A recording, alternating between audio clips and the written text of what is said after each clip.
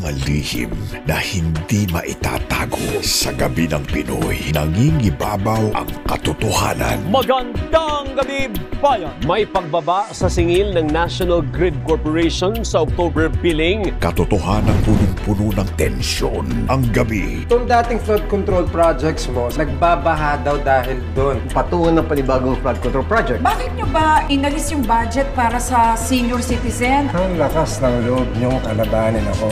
Pwede naman po siguro akong magtanong. Daling po sa dugo at pawis ko ang sinesweldo ninyo. Midnight Monster. May kilala na rin kita. Hindi ako titigil hanggat hindi siya nagbabayad sa batas. Saan yung lapat ako? Saan? Sa Del Fuego! Alam na ni Tanggol kung saan pupuntahan yung tatay niya. Handa kaming itaya yung buhay namin para sa'yo. Salamat. Magpapahangin lang ako sa labas. Hindi ako papayag na may isa pa sa inyong mamamatay. Kaya ako magliligtas mag-isa sa papa ko. Alam kong ako lang ang kailangan nyo. Ilabas nyo na ang papa ko! Dito na si Tanggol! Alam nyo na ang gagawin ninyo!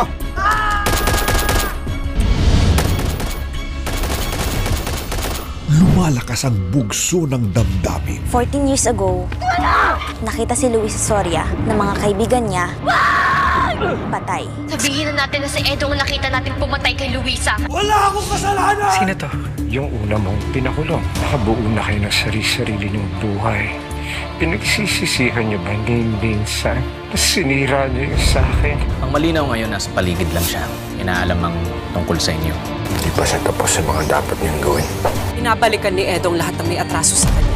That means tayo ang isusunod niya. Kapapayag na may susunod pa sa akin. Ito ba yung gusto niya? Is he gonna mess with our heads bago niya tayo patayin lahat? Ikaw ang susunod. Magsisimula na ang What Lies Beneath. Panalo pa rin tayo! Hindi pa kami tapos! Dapat makilala mo si Tanda. Congratulations sa Multindal. Ako, si Tanda. Si General Diego Ramirez, siya yung totoong pinuno ng Bakunawa. Yung lolo ni King? Inidulo ka ng tatay ko pero trinidor mo siya. Giren, may pupuntahan tayo. This will ensure that Bakunawa will survive long after I'm gone. Sir, bakit yung to pinapakita sa akin? Dahil ikaw, Samuel, gusto kong pumalit sa akin bilang pinuno ng Bakunawa.